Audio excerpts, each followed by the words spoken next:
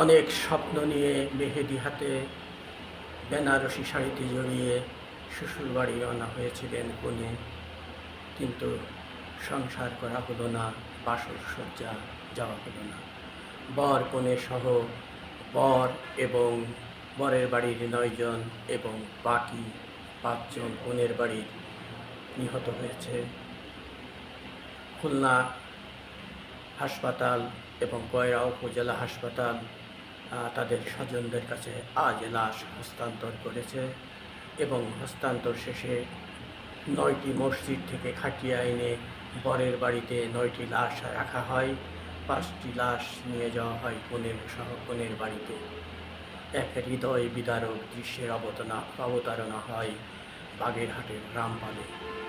মংলা থেকে বিয়ে করে নববধূকে নিয়ে ফেরার পথে নৌবাহিনীর একটি জাহাজের সাথে বাসের সাথে মুখোমুখি সংঘর্ষে 14 জন নিহত হয়। তার ভিতরে সবচাইতে বড় মর্মান্তিক বিষয়টি হল নববধূ এবং বর অনেক স্বপ্ন ভরা বুকে নববধূকে বিয়ে করে বাড়ি নিয়ে আসছিলেন, কিন্তু বাড়ি আর ফেরা হলো না। লাল বেনারসির বদলে গায়ে জড়াতে হলো সাদা কাফন, টুপি পাগড়ি শেরওয়ানি খুলে কাফনে মোড়ানো হলো বরকে। সারা এলাকায় শোকের মাতম।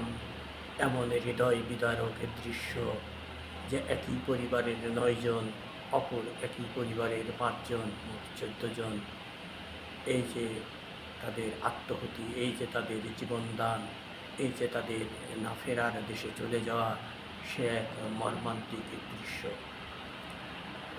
পুরো রামপাল জুড়ে, মংলা জুড়ে মানুষের যে ভিতরে যে হাহাকার, যে কষ্ট, যে শোক, যে মাতম, সেটা গগন বিলারী।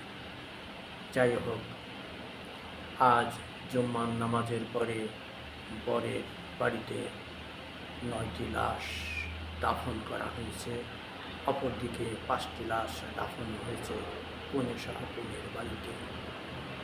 হয়তো এবারে তাদের মিলন হলো না, সংসার করা হলো না, জীবন সাজানো হলো না, স্বপ্ন থরে থরে বোনা হলো না। হয়তো আল্লাহ তাআলা তাদেরকে ওপারে নিশ্চয়ই এক করবেন, একসাথে থাকার অনন্ত জীবন তারা লাভ করবেন। তাদের জন্য আমরা এই দোয়াটুকুই করতে পারি।